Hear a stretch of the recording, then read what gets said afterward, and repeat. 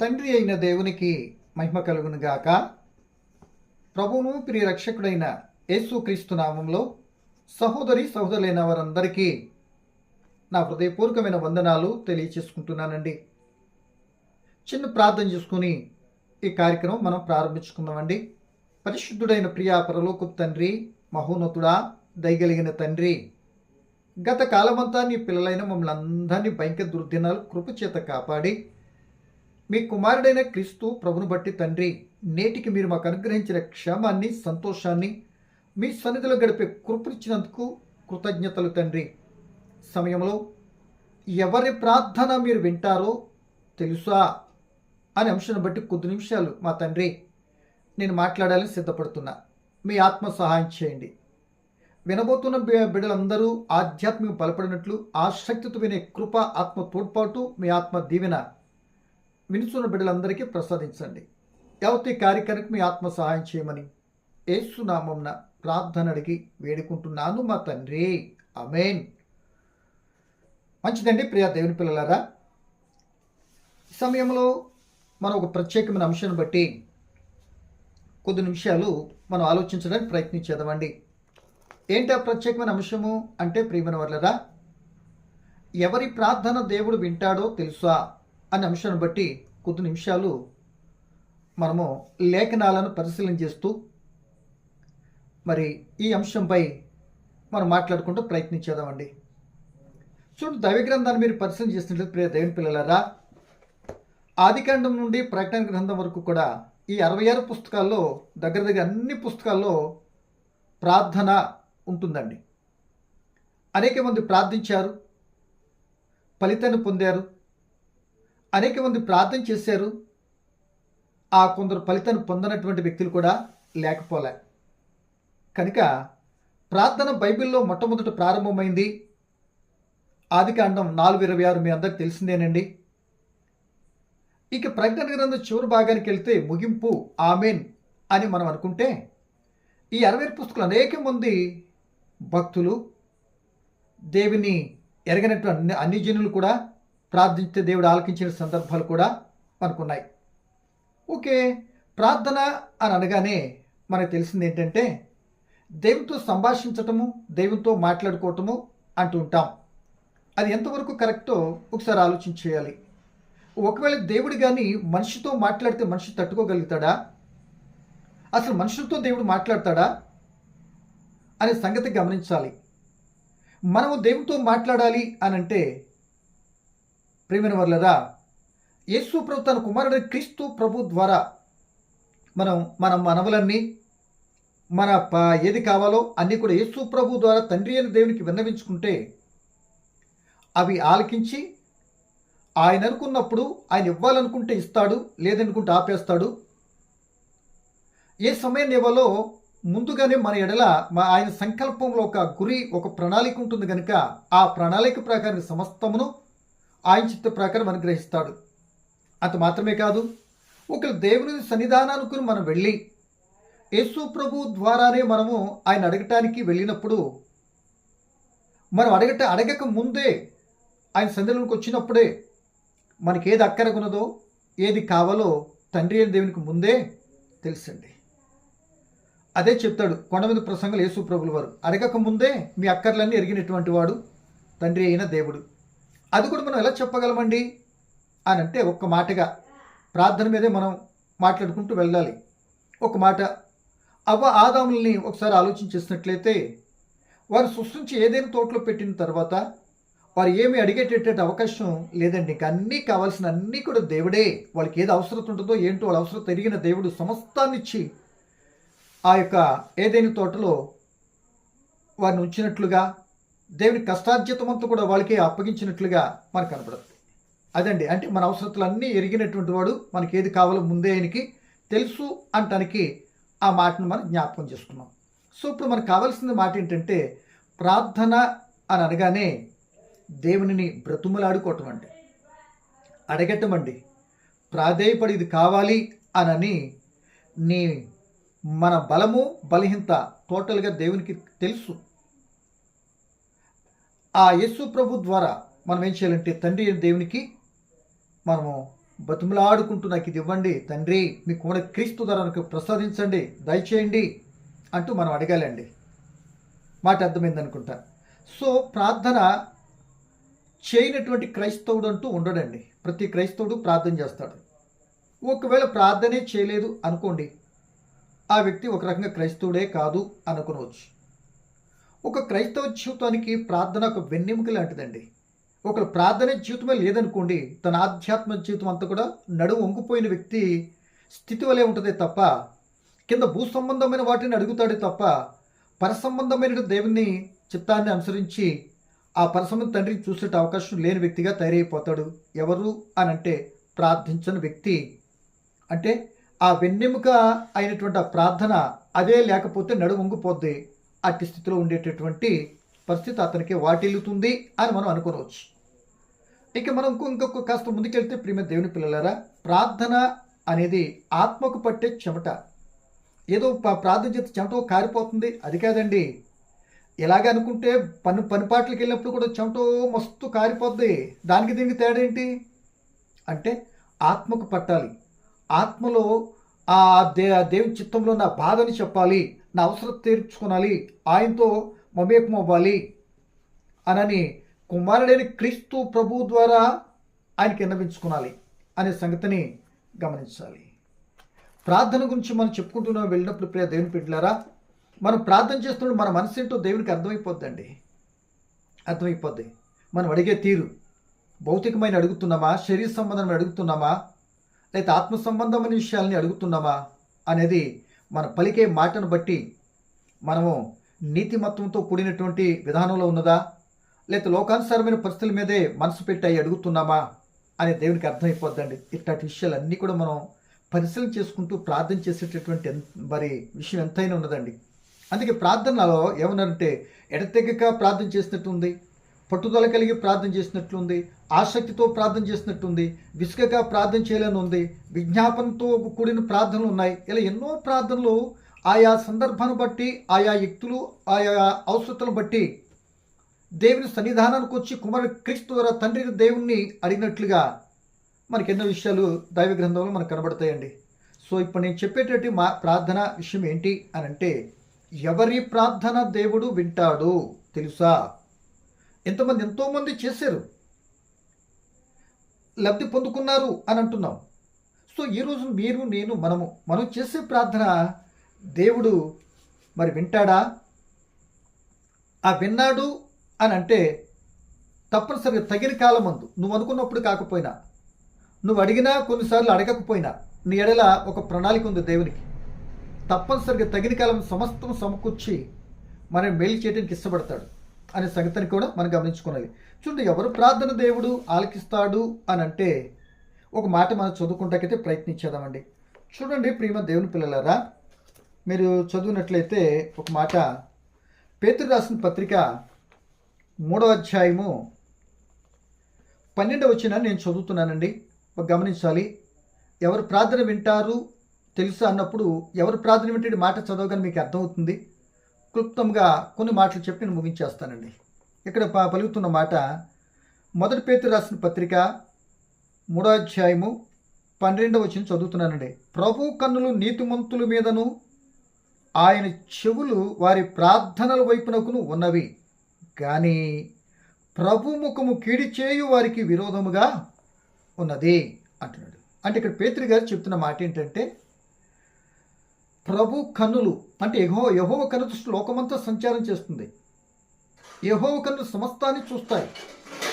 ఆ చూస్తున్న పరిస్థితులలో ఎవరైతే నీతిమంతులుగా ప్రార్థిస్తున్నారో ఏమండి, ఆ ప్రార్థనలు వినటానికి దేవుడి చెవి యొగ్గి చూస్తాడు అట అనేది ఇక్కడ చెప్పబడుతున్న మాట.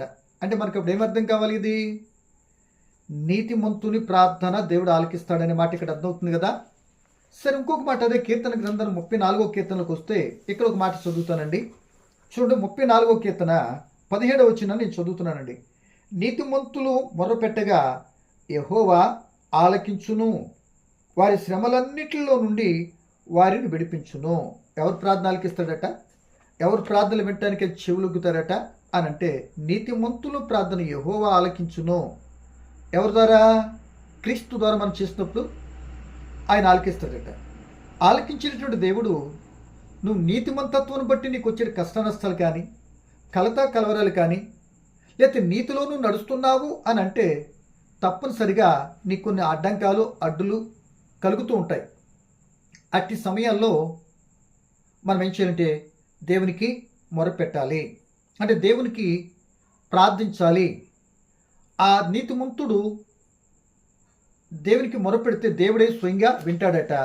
నీతిమంతులు ఎందుకు మొరపెడతారు అని అంటే నీతిని అడ్డగించడానికి దుష్టుడు ఎన్నో రకాలైనటువంటి దాడులు నీతిమంతులపై కలిగిస్తాడు.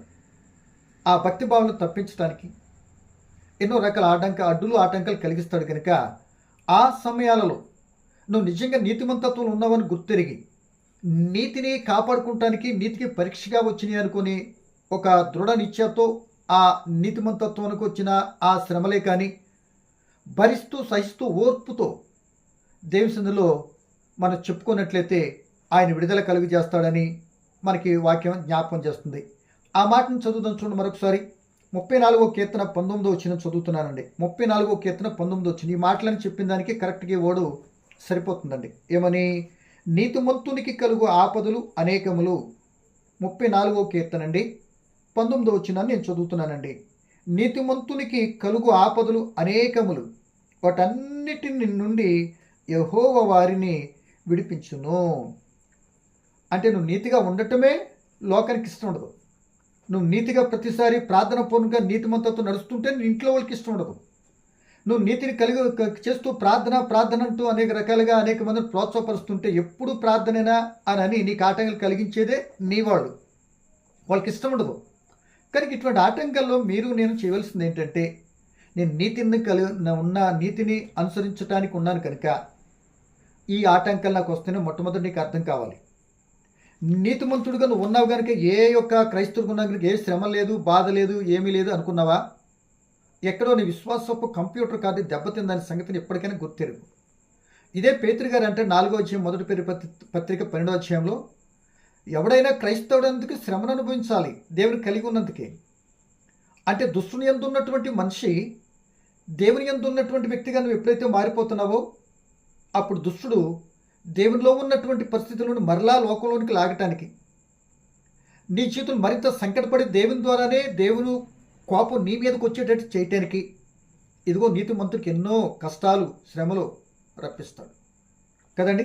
కనుక ఈ మాటలు మనం ఇక్కడ పెట్టి ఇప్పుడు ఎందుకు నీతిమంతులకి కష్టాలు ప్రార్థిస్తే దేవుడు విడిపిస్తాడు అన్నారు. బాగుందండి, అసలు నీతిమంతులే లేరని బైబిల్ చెప్తుంది కదా, మీరేంటి ఇలా మాట్లాడుతున్నారు అని వెంటనే మీ ప్రశ్న వచ్చేసి ఉంటుంది. దానిని కూడా జ్ఞాపకం చేసుకుని క్లుప్త వివరణతో మనం ముగించుకుంటానికి సిద్ధపడదామండి. ఏమండి, ఇప్పుడు మనకి నీతిమంతులు కలిగి ఆపదలు వస్తాయట. ఏమంటే ఆపదల్లో దేవుని మొరపెడితే విడిపిస్తాను అంటున్నాడు. ఆపదలు శ్రమలు నీకు ఉన్నాయి అంటే తప్పనిసరిగా నువ్వు నీతిని అనుసరిస్తున్న సంగతి మర్చిపో. అలాంటి విషయాల్లో నువ్వు కానీ ఏదో టెంప్ట్ అయిపోయి ఆ నీతి విధానానికి తప్పిపోతే ఏమండి దేవుని కోపం చవి చూడవలసి వస్తుంది. అలా కాకుండా ఆ దేవునికి నీతిమంతుడు నేను చెప్పితే దేవుడు వింటాడు అనే నిరీక్షణ నీకుంది, దేవుని వాగ్దానం ఉన్నది కనుక ఆ ప్రకారం దేవునికి నువ్వు మొరపెట్టుకుంటాను ప్రయత్నం చేయాలి అనే సంగతినే నేను జ్ఞాపకం చేస్తున్నాను. సో ఇక్కడ నీతిమంతులు ఎవరు? నీతిమంతులు లేరు కానీ బైబిల్ చెప్తుంది కదా. మరి నీతిమంతులు ఎవరు?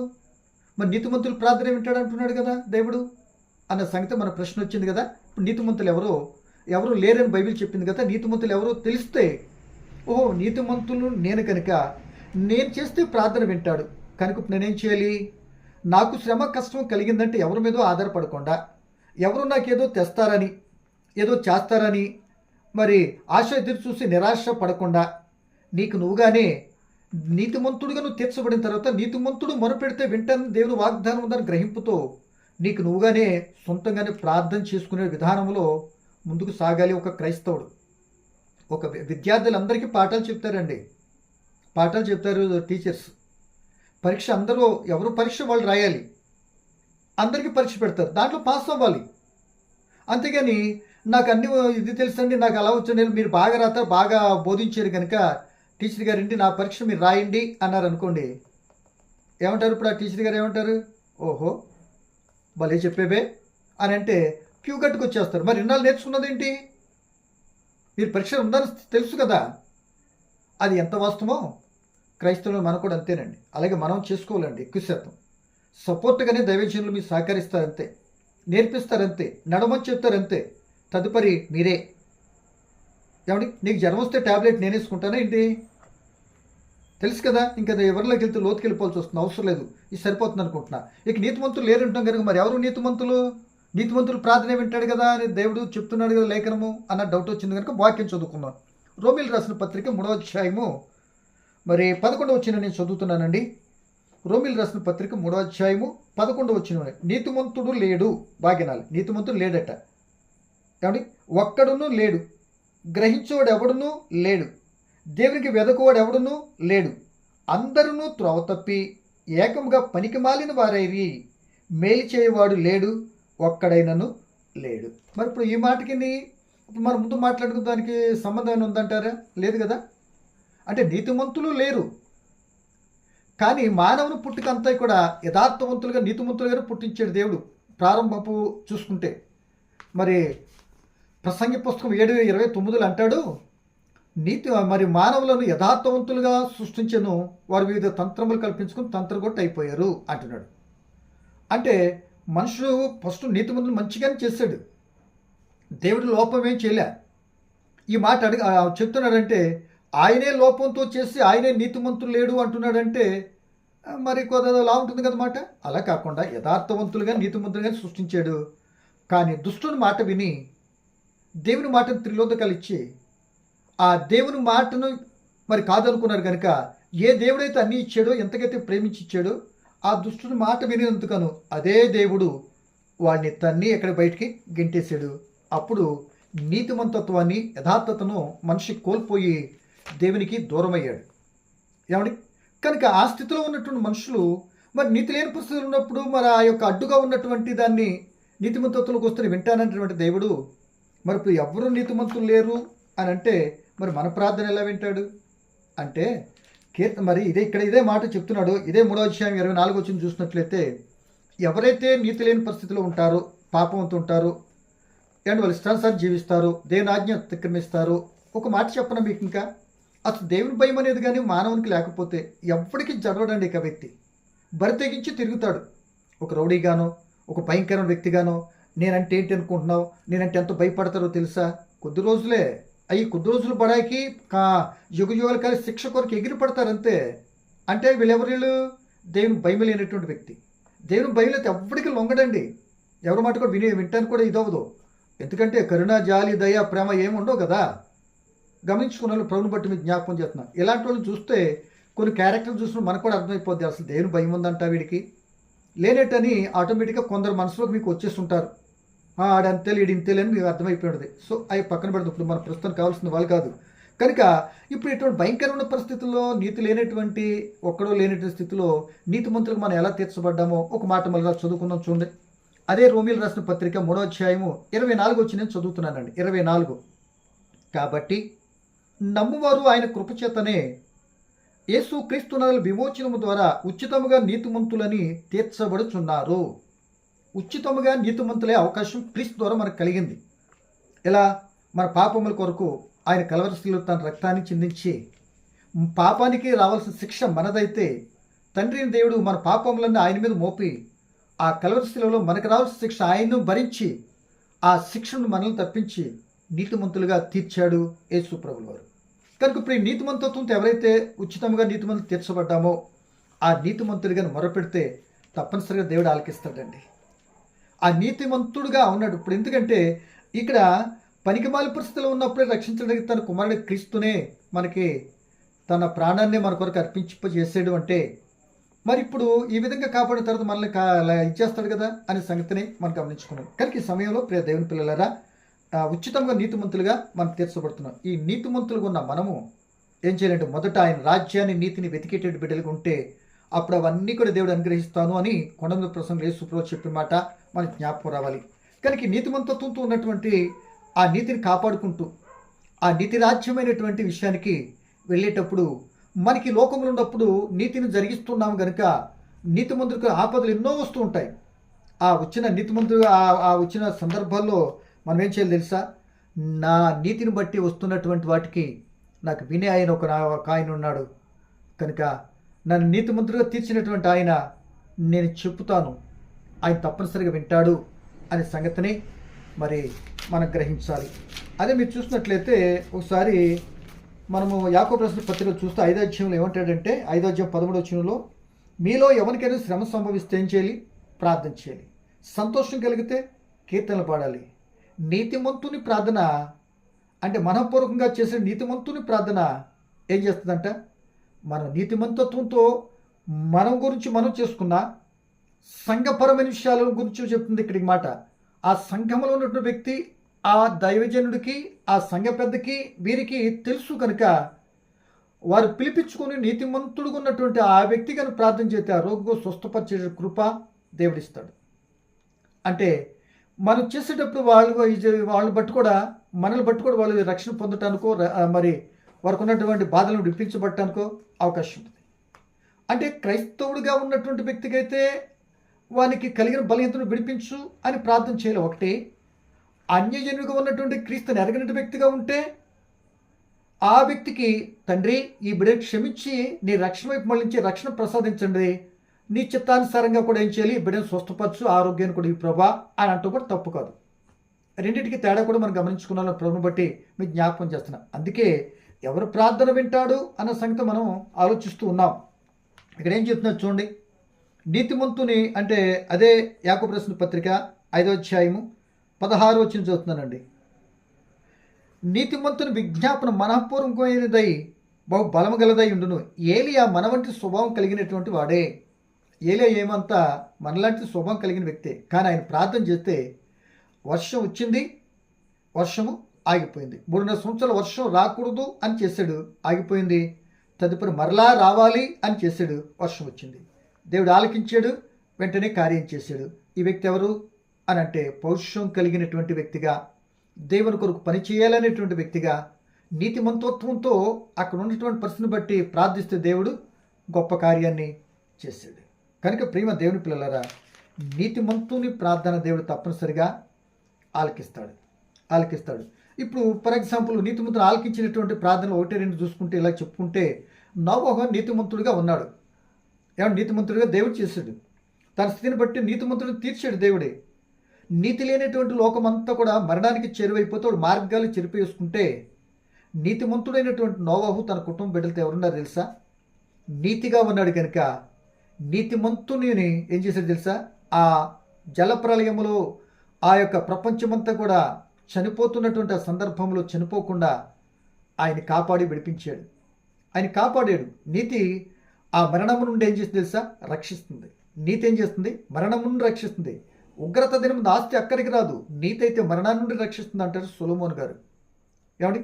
ఇలా నీతిగా నువ్వు ఉంటే, నేనుంటే, ఆ నీతి మన పునాది మన బిడ్డలకు ఏం చేస్తుంది తెలుసా? ఆ వారిని నీతిమంతతో నడిపించే పునాదిగా మనం ఉంటే మన బిడ్డలను కూడా దేవుడు వాళ్ళని అనేక పరిస్థితుల నుండి తప్పించడానికి అంగీకరిస్తాడు. సో ఇలాగ మనం చెప్పుకుంటూ వెళ్తే చాలా విషయాలు ఉన్నాయి కనుక ప్రియమ దేవుని పిల్లలుగా, అదే షడ్రక్, మెషక్, అబేద్నెగోలు, దానియేలు కనుక మనం చూసుకున్నట్లయితే వారు కూడా నీతిగా ఉన్నారు కనుకనే వాళ్ళకి ఎన్నో శ్రమలు వచ్చాయి. అంటే నీతిని తప్పించటానికి, ఆ యొక్క విగ్రహాధన వైపు వాళ్ళు లాగటానికి, ప్రార్థన చేయకుండా ఉండటానికి డానియేలు గారిని ఇలా వచ్చినప్పుడు వాళ్ళు ఏం చేశారు? మీరు చెప్పారు, మీ మాట వినమా దేవుడి మాట వినమా? మరి పేతురు గారు, యోహాను గారు కూడా అదే అంటారు. ఒక రోజున ఆ యొక్క మతాధికారులైన వాళ్ళు బంధించినప్పుడు, మీ మాట వింటూ శ్రేష్టమే, దేవుడి మాట వింటూ శ్రేష్టమా చెప్పండి మీరే అని అంటారు. అంటే మేము పలుకుతున్న మాట దేవుడి మాట కాదు కనుక దేవుడి మాట వింటూ శ్రేష్టం అన్నట్టు వాళ్ళు నిర్ణయం తీసుకున్నారు. అందుకని వాళ్ళు కూడా మరి జైల్లో పెట్టబడ్డారు, బంధించబడ్డారు. ఇక్కడ కూడా విగ్రహార్థన, బబులోను దేశంలో కూడా విగ్రహార్థన ఇశ్రాయేలుకి చేయకూడదు దేవుడు చెప్పాడు. అది మేము చేయం కాదు అన్నారు. అందరూ ఒకటి, మీరిద్దరు ఒకటా అన్నట్టుగా వాళ్ళ ముగ్గురు ఒకటా అన్నారండి. అని తీసుకెళ్ళాలి. ఏం చేశారు? మీరు మొక్కనందుకు గాను అగ్నిగుండంలో పడేశారు. అగ్ని వాళ్ళు ఏం చేయగలిగిందా? అగ్ని చేయగలిగిందా? అంటే నీతిమంతుడుగా ఉన్నటువంటి ఆ పిల్లలకు శ్రమలు, కష్టాలు అనేకములు వస్తాయి కనుక అట్టి శ్రమలలో ప్రియ దేవుని బిడ్డ నీతిని బట్టి వస్తానని గుర్తిరిగి అప్పుడేం చేయాలంటే, దేవా నేను చావాలా బ్రతకాలా, నేను బాధపడాలా సంతోషపడాలా, వ్యాధిగ్రస్తున్న వాళ్ళు ఏదైనా కోల్పోవాలా, ఏదైనా ఉండాలా తీసేయాలా, నేను అనుకుంటే ఏది జరగదు. కానీ నీ నామాను బట్టి నాకు వచ్చినటువంటి భయంకరమైన పరీక్షలు నెగ్గటానికి నన్ను బలపరచు అనే దేవునికి మొరపెట్టుకుంటే మనుషులు కల్పించిన కట్లన్నీ తెంపేస్తాడు. మనుషులు కలిపిన పద్ధతులన్నీ కూడా నీకు ఏమీ కూడా రాదు. నీ మీదకి అగ్ని వచ్చినా కాలదు. ఒక సముద్రమే అంటే జలప్రలయం వచ్చినా ఏం చేయలేదు. ఎర్ర సముద్రాలే నీది వచ్చినా దారిగా వచ్చేస్తాయి. ఎరుకో కోటలు నీకు అడ్డు వచ్చినా ఏమవుతాయి తెలుసా, అలాగా పడిపోయి నీకు దారిని ఏర్పడతాయి. కారణం, నీతిగా ఉన్నప్పుడు ఇటువంటి భయంకరమైనటువంటి పరిస్థితులు మన మీదకి దాడి చేసినప్పుడు కొద్దిపాటి సమన్వయం పాటించి దేవుని చిత్తం ప్రకారం ఓర్పుతో ఆయన వైపు చూస్తే తప్పనిసరి ఒక రోజు జయ జీవితాన్ని దేవునికి ఇస్తాడు. ఎలా వస్తారు బ్రదర్ అని అంటే, ఇదిగో షడ్రకు, మేషకు, అబేద్నగో, దానియేలుని మనం చూసుకుంటే వీళ్ళే అగ్నిలో పడవేస్తాను ఆ యొక్క ప్రతిమకు మొరక్కపోతే అన్నారు. మొరక్కము రాజా అన్నారు. తీసుకెళ్ళి అగ్నిలో పడేశారు అన్నట్టుగా. రాజు తలుసుకుని దెబ్బలు కుదువా ఏంటి, ఏదైనా చేసేస్తాడు. వీళ్ళ తరపున అడిగేదెవరు, కడిగేదెవరు, అసలు తరపు మాట్లాడేదెవరు? ఇంకెవరు ఉండరు? వాళ్ళు బానిసలు. వాళ్ళు అడిగేది ఎవరు ఉండరు? కనుక ఇక ఏం చేసినంత అనుభవం భరించాల్సింది. లోకంలో కూడా పరిస్థితులు ఎలాగే ఉంటాయండి. ఒక బలహీనమైనటువంటి ఎవరు అడగలేదనుకోండి, వాళ్ళు ఇష్టం వచ్చినట్టు ఆడుకుంటారు. కానీ దేవుడు కానీ ఒక్కరోజు ఆడుకున్నాడు అనుకోండి, వాడు పశువులు అయిపోయి అరణ్యంలో గడ్డి తినేటట్టుగా నడిపిస్తాడు, నెబుకద్నెజరు రాజులాగా. కాకపోతే ఈ మధ్యలో జరగాల్సింది ఏం తెలుసా, వాళ్ళు ఆ ఉన్నదే శాశ్వతం అనుకున్నారు, దాడి చేశారు. కొద్ది రోజులైంది, వెంటనే ఎక్కడికి వచ్చారు మరలా అదే బబులోను దేశంలో చక్కటి పదవులు అలంకరించుకున్నారు. అదే రాజు ద్వారా విడిపించలేదా? తప్పించాడు కదా. నీతిమంతులు కాపాడుకుంటానికి కలిగే ఆపదలు అనేకములు.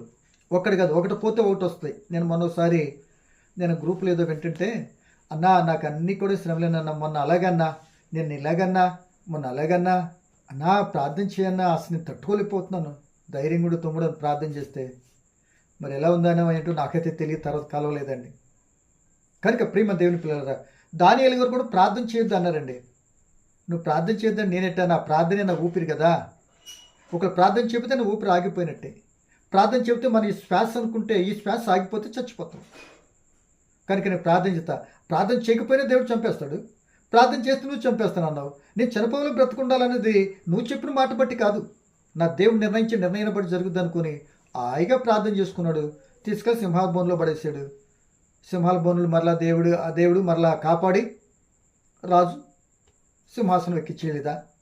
కనుక ఇలా దేవుడు ప్రార్థనా జీవితంతో మనం ఉన్నప్పుడు పిల్లరా, దేవుని మహాకృపను బట్టి ఎన్ని శ్రమలంటే వస్తాయి, వాటన్నిటి తప్పించడానికి దేవుడు సంసిద్ధతో ఉంటాడు.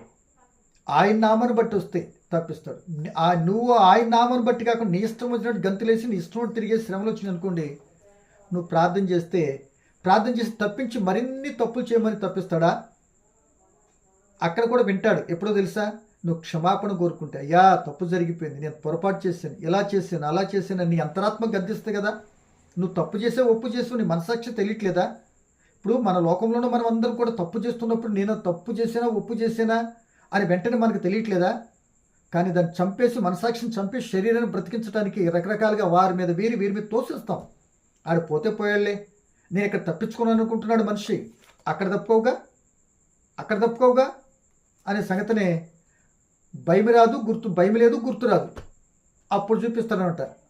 అది అలాంటివి జరుగుతున్నాయేమో ఇప్పుడు మనం చెక్ చేసుకుంటూ కూడా చాలా జాగ్రత్తగా ఉండాలని, ఒకరినొకరు మనం ఎంకరేజ్ చేసుకుంటున్న సంగతిని మర్చిపోకూడదు. కనుక ఈ విధానంగా నీతిమంతులైపోయిన నీతిమంతుడుగా ఉన్నటువంటి అనేక విషయాలు వస్తాయి, కంగారు పడొద్దు. వాటిని తప్పించడానికి ఏం చేయాలంటే, శ్రమ కలిగిన ఏం చేసినా మనం ప్రార్థించాలి. నీతిమంతుని ప్రార్థన ఆయన ఆలకిస్తాడట, వారికి కలిగిన శ్రమలన్నింటి నుండి విడిపిస్తాడట. కానీ నీతి లేని వ్యక్తికి ఎన్ని శ్రమలు వచ్చినా తప్పించబడతాను, లేకపోతే నాకు ఒక భరోసా ఉంది అనే సంగతి వాళ్ళకి తెలియదు. ఎందుకంటే నీతిమంతత్వంలోనికి రాలేదు కనుక ఇలా ఉందనే సంగతి వాళ్ళకి తెలియదు కనుక నీతిమంతత్వంలో మనకు వస్తున్న శ్రమలను బట్టి అటువంటి శ్రమలు తప్పించాను ఒక ఆయన ఉన్నాడు అని చెప్పి నీతిమంతత్వంలోనికి వాళ్ళు నడిపించే బాధ్యత కూడా నీతిమంతులైనటువంటి వారి అనే సంగతిని కూడా ఈ రోజున మర్చిపోతున్నారు. కనుక ప్రదేని పిల్లరా, ఈ మాటలను బట్టి మనం గమనించాలని ప్రభుని బట్టి మీకు చెప్తున్నాను. మరొక ఆయన కొర్నేలి గారు మనకు తెలుసు అపోస్తుల 10వ అధ్యాయంలో. ఆయన హైందవుడు, అన్యుడు, కానీ ఆయన నీతితో నడిచాడు, ధర్మకార్యాలు చేశాడు, తన కుటుంబానంతా కూడా చక్కగా నీతిమంతులతో నడిపించుకున్నాడు. ఆ నడిపించుకున్న పరిస్థితులలో ప్రియ దేవుని పిల్లలారా, ఆయన చేస్తే ప్రార్థన ఆలకించి రక్షణ కావాల్సిన పరిస్థితిని ఆ పేతురుని తన ఇంటికి రప్పించాడు.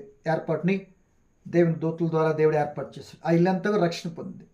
అంటే నీతిమంతుడు, యథార్థవంతుడు, మంచి ప్రార్థనాపరుడు. ఆ అన్యుడిగా ఉన్నటువంటి వ్యక్తి కూడా నీతిని జరిగించేటటువంటి అవకాశం వారికి కూడా ఉన్నది. ఆ నీతిని జరిగించే విషయం అయినటువంటి వ్యక్తి కూడా తను చేసిన క్రియల వల్ల ఏ ఒక్క విధానం బట్టి నీతిమంతుడు కాలేడు. అది క్రీస్తు రక్తం చేత విమోచింపబడి యేసు ప్రభు ద్వారా ఉచితంగా నీతిమంతులుగా తీర్చబడటమే నీతిమంతులుగా తీర్చబడినట్లు. అట్టి నీతిని సంపాదించుకొని దేవుని బిడ్డగా కొర్నేలి మారిపోయాడు. సోదరుడా, ఈరోజు మరి ప్రార్థించుతున్న ప్రార్థన బట్టి, జరుగుతున్న సంఘటనలను బట్టి మరి నీతిమంతత్వం ప్రార్థన మాత్రం దేవుడు ఆలకిస్తాడు. ఆయన ప్రార్థన త్రోసివేయడు. నీతిమంతులు ప్రార్థన చెవియొగ్గుతున్నాడు. అలా వ్యక్తులను కాపాడి రక్షించాడు. ఈ రోజున ఎవరో చేస్తారులే, వాళ్ళకి చెప్పానులే, వీరికి చెప్పానులే, వారు చేసేస్తారు, వీళ్ళు చేసేస్తారనే కాదు, వాళ్ళు సహకరిస్తారు అంతవరకే. కానీ ముందు మాత్రం నువ్వేం చేయాలి తెలుసా? నువ్వు నీతిమంతత్వంలో ఉండి నువ్వు ప్రార్థన చేసుకుంటే నీ నీతి నిన్ను కాపాడుతుంది. నీ నీతి ఉగ్రతను నిన్ను తప్పిస్తుంది. నీ నీతి నేను గొప్ప కార్యాలు చూడటానికి గొప్ప కార్యాలు దేవుడు చేస్తాడు నీ ఎడల. నువ్వు విశ్వాసమైనటువంటి విధానంలో ఉంటే అసాధ్యమైనది లేకుండా నీ చేతిలో ఉన్నటువంటి విషయాన్ని పక్కోళ్ళ చేతిలో పెట్టేసి నువ్వు చేతులు దులుపుకున్నట్టు చేస్తున్నావేంటి? ఎంతవరకు కరెక్ట్ ఇది అని ఈ రోజు నుండి అయినా సరే మనగా మన కుటుంబాన్ని కూర్చోబెట్టుకుని, బిడ్డలను కూర్చోబెట్టుకుని, కుటుంబ ఆరాధన చేసుకుంటూ, రేయి మొదటి జామున బిడ్డల కొరకు చక్కటి ప్రార్థనలు చేస్తూ వాళ్ళు బలపరిచేటువంటి బాధ్యత మన దగ్గర ఉంటే, మా బిడ్డల కొరకు చేయండి, మా ఆయన కొరకు చేయండి, మా తాత కొరకు చేయండి, వీళ్ళ కొరకు చేయండి, మేము హాయిగా అటు ఇటు తిరుగుతాం. ఏంటండి ఇది? తప్పు కాదు ఇది. నువ్వు చేస్తూనే నీకు సపోర్ట్గా సహకారంగా వాళ్ళ యొక్క సహాయం కోరుకునాలి. ఏమండి అనే సంగతిని జ్ఞాపకం చేస్తూ మరి మాటలైతే నేను ముగించడానికి ఇష్టపడుతున్నాను. నీతిమంతుని ప్రార్థన, విజ్ఞాపన ప్రార్థన తప్పనిసరిగా వింటాడు, గొప్ప కార్యాలు చేస్తాడు. మరి ఈరోజు నీతిమంతత్వంతో ఉండి మనం ప్రార్థన చేసి ఆత్మ తోడ్పాటు నీకు నాకేమైనా కోరుకుంటూ ఈ మాట ముగిస్తుంది. పరమ తండ్రి, మీకు వందనాలు. నీతిమంతుని ప్రార్థన మీరు ఆలకిస్తారన్నారు.